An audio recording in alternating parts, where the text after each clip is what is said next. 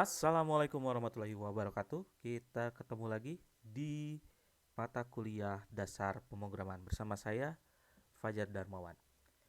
Sekarang kita akan bahas materi mengenai parameter. Ini masih berkaitan dengan materi sebelumnya, yaitu berkaitan dengan prosedur dan fungsi. Sebelum kita mulai, seperti biasa, alangkah lebih baiknya kita berdoa terlebih dahulu. Semoga apa yang kita kerjakan saat ini menjadi amal ibadah, dan semoga kita masih diberi kekuatan, kesabaran untuk menjalani pandemik ini. Semoga saja pandemik ini segera berakhir. Oke, dengan mengucapkan Bismillahirrahmanirrahim, kita mulai.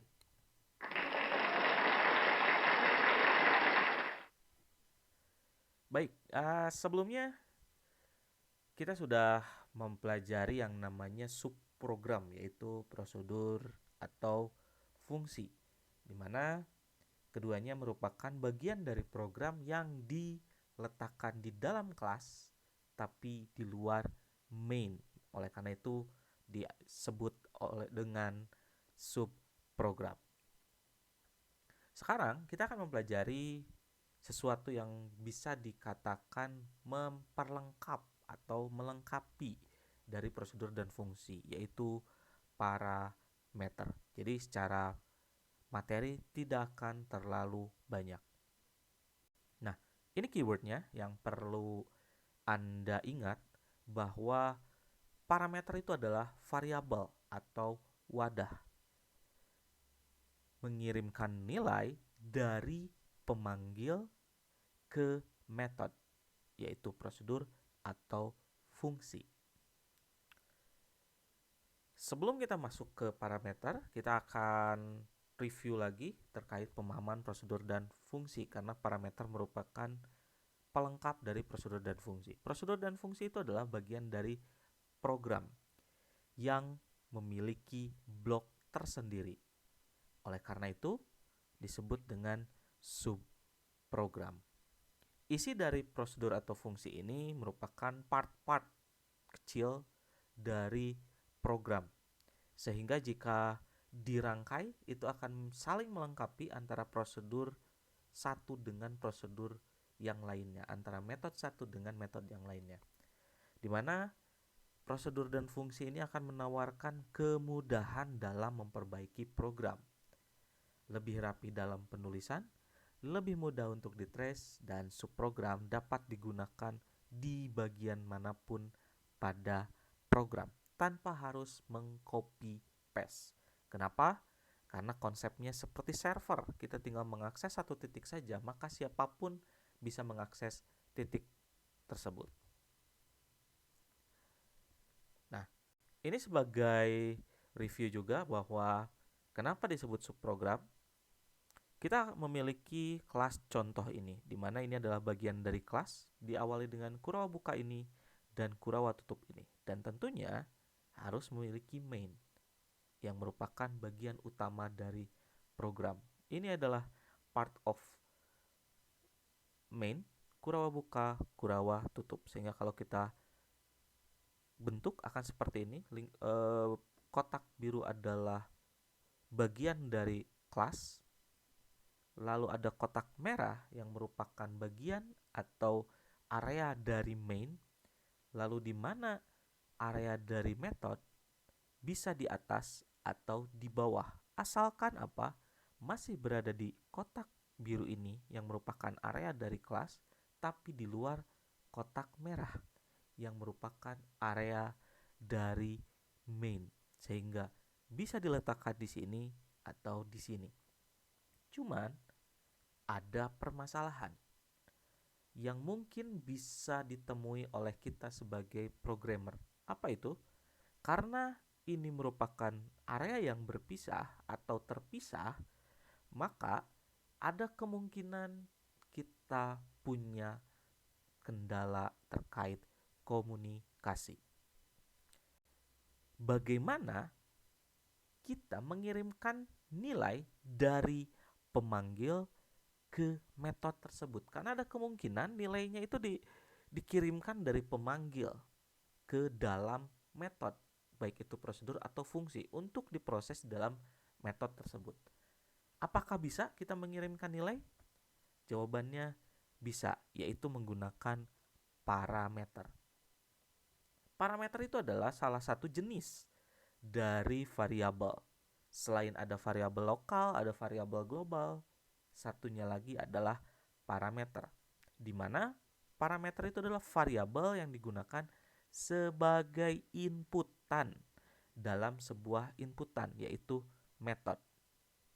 Jadi dia akan mengirimkan inputan di dalam sebuah metode atau ke dalam sebuah metode, di mana parameter itu adalah dituliskan di antara kurung buka dan kurung tutup, atau dengan kata lain di dalam kurung ini yang dituliskan setelah nama metode, prosedur, atau fungsi. Supaya lebih jelas, ini adalah formatnya. Di mana formatnya, kalau kita mengingat ada public static, lalu tipe data, nama, prosedur, dan fungsi, lalu di dalam kurung inilah yang disebut dengan parameter. Tapi parameter pun ada dua jenis. Yang pertama ada aktual parameter atau functional parameter, ada juga formal parameter atau argument parameter. Di mana aktual parameter itu adalah variabel lokal yang didirikan dalam deklarasi metode.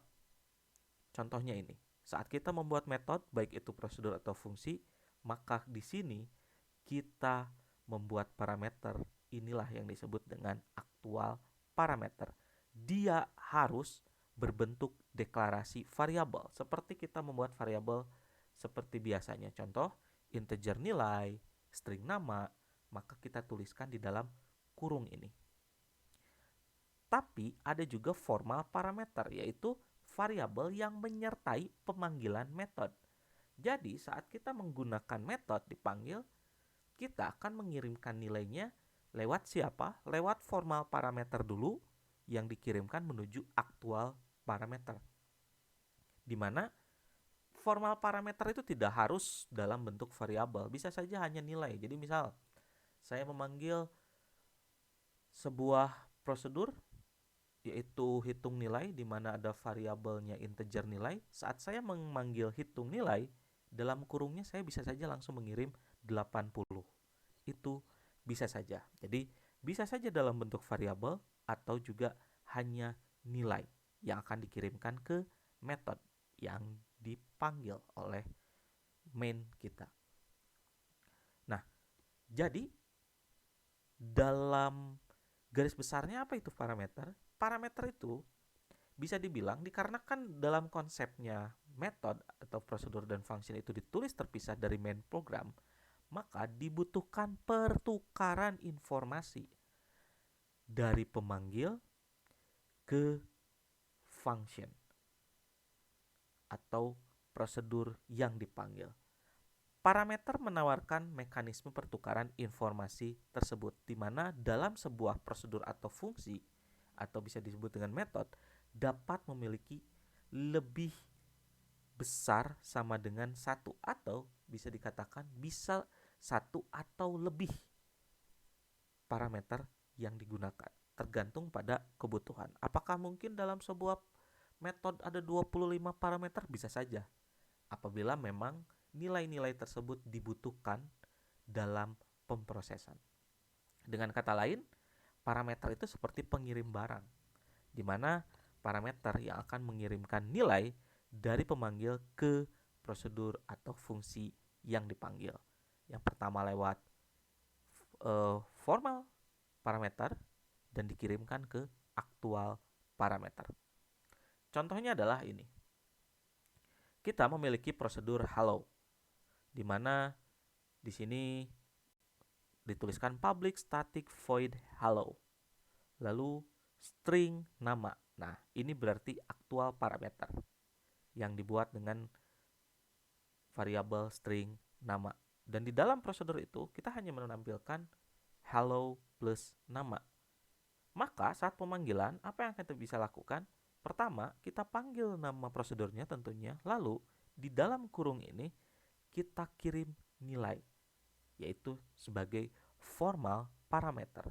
Di sini dituliskan langsung nilainya, bukan berbentuk variabel. Jadi kita bisa bilang kita bisa mengirimkan langsung dengan nilainya saja. Nah, yang perlu diperhatikan adalah yang paling penting adalah kita harus memperhatikan komposisi aktual parameter yang digunakan. Kenapa? Karena tadi sudah disebutkan bahwa di dalam sebuah metode, baik itu prosedur atau fungsi, bisa saja kita memiliki lebih dari satu parameter.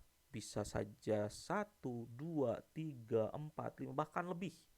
Bahkan saya pernah mendapatkan kasus sampai 20 lebih parameter karena memang diproses di dalam prosedur tersebut. Nah, kita harus memperhatikan karena jika itu tidak diperhatikan bisa saja mempengaruhi prosesnya. Contoh, di sini saya punya sebuah prosedur public static void data mahasiswa.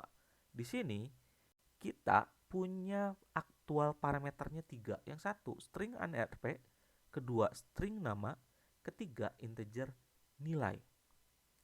Maka saat pemanggilan komposisi dari formal parameter harus sesuai dengan aktual parameter. Sehingga saat dipanggil data mahasiswa, yang pertama kita harus pastikan ini adalah nilai yang bertipe data string, koma nilai yang bertipe data string juga, koma nilai yang bertipe data integer.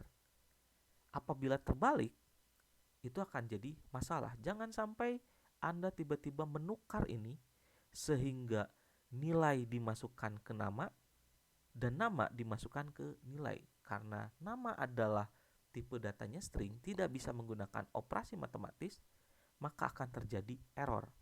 Itu yang harus kita perhatikan. Perhatikan komposisi dari aktual parameter.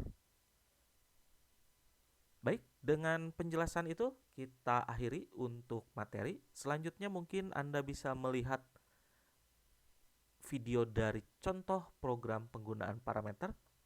Atas atensinya saya ucapkan terima kasih dengan mengucapkan alhamdulillahirobbilalamin. Kita akhiri. Wassalamualaikum warahmatullahi wabarakatuh.